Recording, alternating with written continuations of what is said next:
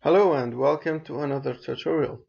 In this lesson, ratio and proportion is our objective. Let's get started.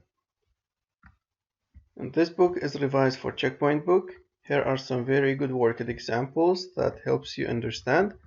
And throughout the exercises, I'm going to explain and give you some useful hints and remarks to deal with ratio and proportion. Question 1, write each ratio in its simplest form. Then whenever it's about writing in simplest form, it means look at the numbers. When you see both of them are divisible by a specific number, divide them as much as possible until the numbers are very small that they cannot be smaller. 20 and 35, let's write it here. We read this like 20 to 35. It's obvious that they both divisible by 5. So if we divide 20 by 5 and 35 by 5, we will get something like this. 20 divided by 5 is 4. 35 divided by 5 is 7. Now 4 and 7, we cannot divide both of them by 2 or by 3 or by 4. So this is the simplest form. 4 to 7. 18 to 24. We can divide both by 2 or by 3 or by 6. So let's divide both by 6. 18 divided 6 is 3. 24 divided 6 is 4. And we cannot divide them anymore. This is the simplest form. 3 to 4. 350 and 550. For this topic, divisibility rules are very important. Okay, 350. If you have problem with the decision that are they divisible by 5, are they divisible by 6, by 4, so review divisibility rules. 350 and 550. They both end with 0. It means they both divisible by 10. Now let's divide them by 10. When you divide them by 10, this one will be 35 and this one will be 55. They both end in 5. It means they divisible by 5. When you divide them by 5, 35 divided 5 is 7. 55 divided 5 is 11. 7 and 11, they are prime numbers. We cannot divide them anymore. So 7 to 11 is the simplest form for part C. 7 to 11. 75 and 90. 75 to 90. So any number that ends with 0 or 5, it's divisible by 5. Let's divide them by 5. Or we can divide them by 3 because 0 plus 9 is 9. 9 is divisible by 3. 7 plus 5 is 12. 12 is also divisible by 3. It means 90 and 75, they both divisible by 3. They both divisible by 5. Let's divide them by 5, which is easier. 75 divided by 5 is equal to 7. 75 divided by 5 is equal to 15. 90 divided by 5 is equal to 18. Now 15 and 18, they both divisible by 3. 15 divided 3 is equal to 5. And 18 divided 3 is equal to 6. 5 and 6 cannot be divided by 2, by 3, by 5, by 6. So it means this is the simplest form. 5 to 6. Question 2. A sheet of paper is 160 centimeters long. It is cut into 2 pieces whose length are in the ratio 3 to 5. Find the length of each piece of paper. So this question it looks like sharing using ratio. To share any number in a given ratio, we're going to follow 3 steps as follows. Step 1, add the numbers in the ratio. 3 plus 5 is equal to 8. This is step 1. Step 2, divide the total amount by the result of step 1. 160 divided by 8. It is 20. Step 3, multiply the result of step 2, which is 20, by the numbers in the ratio. So it will be 20 times 3 to 20 times 5. 20 times 3 is 60. 20 times 5 is 100. So the length of each piece of paper is here. The smaller one is 60 centimeters long and the other one is 100 centimeters long. And the very good way to check this answer, add these two numbers. Will you get the total amount, the 160 back? Of course, yes. 60 plus 100 is 160, so everything is correct. Question 3. In Shelley's wood, there are 200 trees. They are birch and beech trees in the ratio of 2 to 3. Find the number of trees of each type. So again, it's sharing using a given ratio. Again, we need to follow the exact same 3 steps. The first step, add the numbers in the ratio. It doesn't matter if we have more than 2 numbers in the ratio. The steps are same. Step 1, numbers in the ratio are 2 and 3. 2 plus 3, 5. Step 2, divide the total amount by the result of step 1. 200 divided by 5. In each 100 there are 5 20s. So in 200 divided by 5 is equal to 40. Step 3, multiply. 40 times 2, 80. 40 times 3, 120.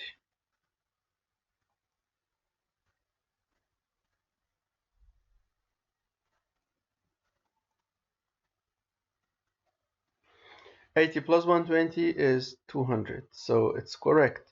There are 80 trees in this type and 120 trees the other one.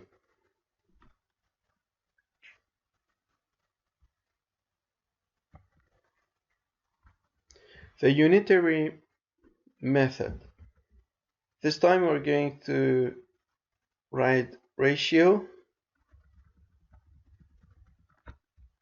and then work out something else by multiply the ratio by a specific number. It takes Fiona 28 minutes to put labels inside 84 library books. How long would it take her to put labels inside 120 books? Then let's write this problem in the form of ratio. Then we can find number of minutes that she needs to put labels inside 120 books. Then the ratio looks like this. Firstly, it's 28 minutes for 84 books. So let's write this ratio in the form of n to 1. Let's see how long does it take for one book. To make this 84 1, we need to divide both sides by 84 because we want to make the 84 1. Then let's divide both sides by 84. If we wanted to make the side 1, we would divide both sides by 28. Then 84 divided 84 is 1. 28 divided by 84 is equal to 0.3 and it's repeating let's write 1 over 3 or 0.3, both fine. 0.33, both fine, because finally they give the exact same result. Now we need 120 books. This step is done. Now think, how can we make this one 120, because it stands for one book in 1/3 of a minute. Then we multiply both sides by 120 to make this one will be 120, and the other side gives the right amount of time that takes for 120 books. 1 times 120 is 120, and it's called unitary rule because we make one side of the ratio 1 and the other side sometimes a decimal number. Okay, 1 times 120 is 120. 1 over 3 times 120, it will be 120 over 3, which is 40. To check the answer, so it's 1 over 3 multiplied by 120, it's equal to 40. So it takes her 40 minutes to label 120 books in the library. Done. Question 2. When Stephen goes hiking, he can travel 5 kilometers in 75 minutes. How long would it take him to travel 8 kilometers? Then again, firstly we write the problem as the ratio. Secondly, we decide which side of the ratio should be 1, and then done. So simply we can work out the time for 1 kilometer, then we multiply it by 8. The ratio looks like this, 5 to 75. This 75 is for the time, minutes, and the other one is for number of kilometers. Since number of kilometers is given in the question, so it's better to turn number of kilometers to 1. Then we need to divide both sides by 5. 5 divided 5 is 1. 75 divided 5 is 15. Now, so it means for 1 kilometer he needs 15 minutes. For 1 kilometer he needs 15 minutes. Okay. What about 8 kilometers? Multiply both by 8. 1 times 8 is 8 kilometers, and 15 times 8 is 80, and 40, it's 120. It takes 120 minutes to Stephen to hike 8 kilometers. 8 times 15 is 120. If you are doing this without calculator, consider it as 8 times 10 and 8 times 5, because 15 is 10 and 5. This one is 80, this one is 40. Add them, 120.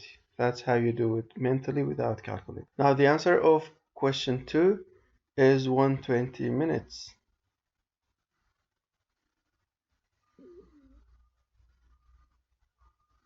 What if the question said how many hours? Then it's 2 hours. Question 3. Marcus, the postman, takes 3 hours to deliver the post to 140 houses. How long would it take to deliver the post to 175 houses? Number of houses are given, so we can turn this into 1. Firstly, we write the problem as ratio, and then we write the ratio in the form of 1 to n or n to 1, and finally multiply. 3 hours to 140 houses. Then we need to find 175 houses. It's better to reduce number of houses from 140 to 1 by dividing both sides by 140. Then it will be 1, and 3 over 140. It's okay to leave it like this because finally we multiply. 3 over 140 means 3 divided by 140. Now we need to multiply this by 175 because we need to have 175 houses by the end. 1 times 175 is 175. 175 times 3 over 40. It's 175 times 3, then the result divide by 40. 3 times 175 all over 140. This is 15 over 4, or we can say 3.75 hours. Is there another way to represent 3.75 hours? 0.75 means 3 quarters, and as time it's 3 hours 45 minutes. Question 4. So the answer here is 3 hours 45 minutes or 3.75 hours. Question 4. A supply of fuel at a bus depot can supply 12 buses for 5 days. For how long could it supply 10 buses? Question 4 and 5 are slightly different from these questions. Why? Because these questions are directly proportional. It means when number of books increased, the time increased. When the time increased, number of kilometers increased. When even here, when number of houses increased, the time increased. But here, when number of buses decreased, number of days will increase because they use less fuel. So question 4 and 5, they are indirectly proportional. The two things here, number of buses and number of days, that when buses are reduced, the supply will be increased for more days. Even question 5, it takes 4 builders 6 hours to build up some scaffolding. How long would it take for 3 builders? When number of builders reduces, the time taken will increase. So question 4 and 5, or any other question which is indirectly proportional, we can follow this way. Since it's indirectly, the way we do is slightly different from the way we did question 1, 2, and 3. Let's write the first ratio. And it's better to write the smaller number on the top. It's easier. 10 to unknown number of days, 12 to 5 days. Then we think 10 multiplied by which number will be 12? If we multiply 10, look, it always works like this. If we multiply 10 by 12 over 10, it will be 12. It's always like this. 10 multiplied by 12, this number on the top, because we want to get this number by multiplying this, 10. Then 10 multiplied by 12 over 10 is equal to 12. It's correct. Let's check it with calculator. 10, if we multiply it by 12 over 10, look, the 10s will cancel each other. What's remaining is only 12. That's why we do like this. Look, we got the 12.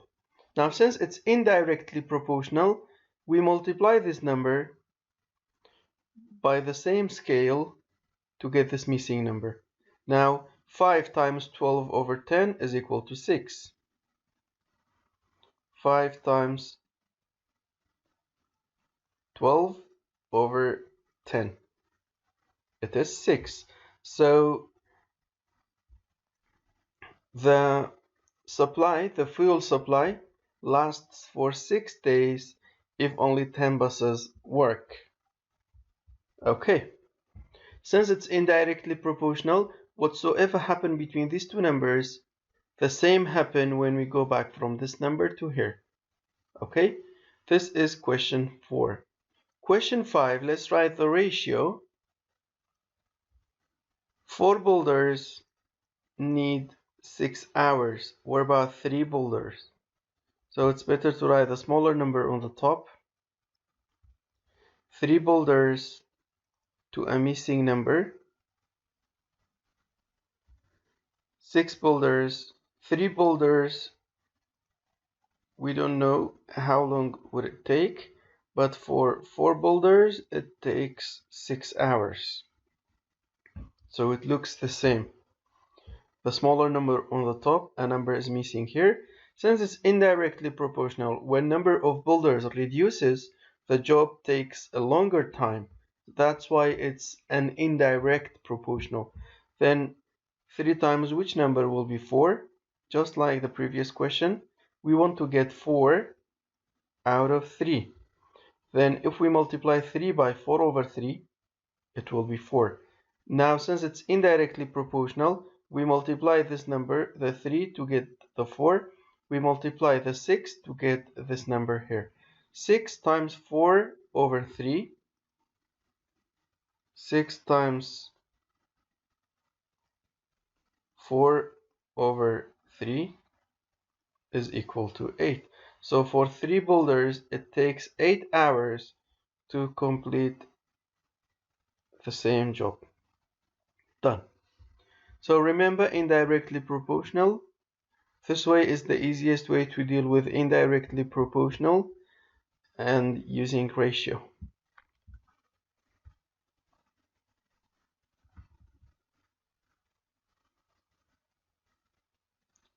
Proportion is more likely looks like fractions, not ratio. A minibus is traveling along a stretch of motorway.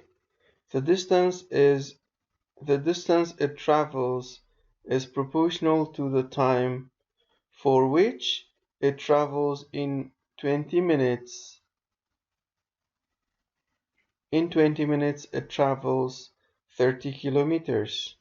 20 minutes, 30 kilometers. How far will it travel in 30 minutes? Then this number is missing. In 20 minutes, it travels 30 kilometers. We're about 30 kilometers. As you see, 30 and 20, we can find them on 10.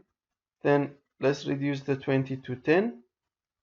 If we divide it by 2, it will be 10. So it means in 10 minutes it travels 15 kilometers. Now how can we get 30 out of the 10? If we multiply it by 3, then 10 times 3 is 30. We got the 30 minutes. 15 times 3 is 45. So the minibus travels 45 kilometers in 30 minutes. The mass of a piece of steel pipe is directly proportional to its length. A piece 80 centimeters long has a mass of 5 kilograms. So let's write the problem. Even here, we can write the ratio in the form of 1 to n or n to 1, then multiply, because it's directly proportional. When the mass increases, the length is increasing. Here, 80 centimeters weighs 5 kilometers. We're about 200 centimeters.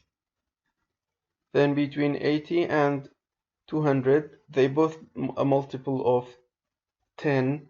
They also multiple of 20. Or we can use the 1 to n strategy. But this one is easier. Then 80, if we divide it by 4, divide 4, it will be 20. And here, 5 divide 4, we can just leave it like this. Then how 20 becomes 200 if we multiply it by 10? Then 20 times 10 is 200. 5 over 4 times 10, it will be 50 over 4. 5 times 10, 50 over 4. 50 divide 4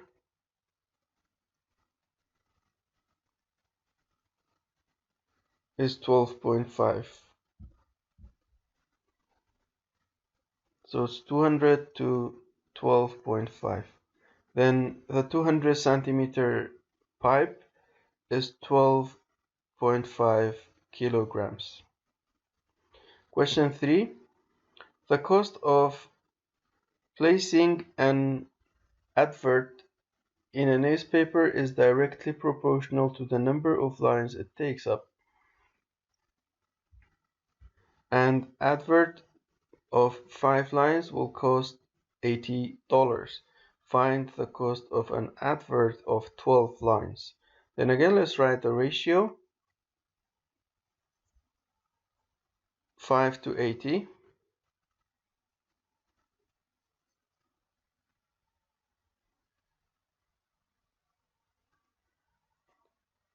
5 lines costs 80. 5 to 80 or 80 to 5, both fine. Then we need to find 12, and this number is missing. Now, it's better to use 1 to n, because 5, if we multiply it by any number, because it's directly proportional, we don't want to make it complicated. Then divide both by 5. 5 divided 5 is 1. 80 divided 5 is equal to 20. 16. 80 divided 5 is equal to 16. Now, how 1 becomes 12? If we multiply both by 12, then 12 lines will cost, look, 80 divided by 5 is equal to 16 times 12. It's $192.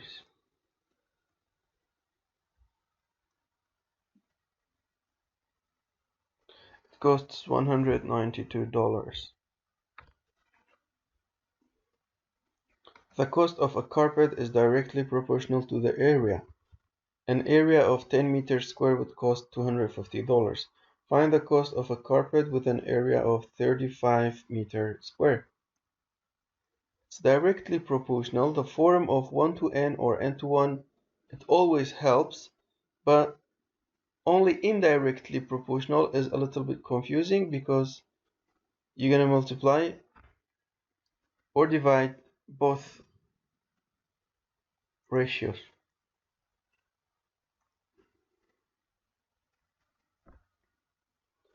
Ten meter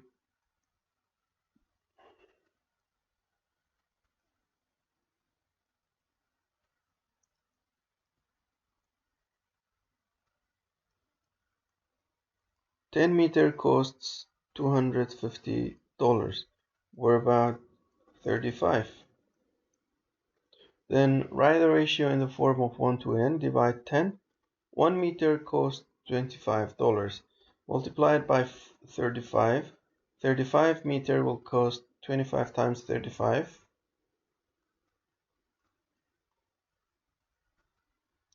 $875. So this is the end of this tutorial. I hope you find it easy. Comment below whatever question you have. Thank you for watching.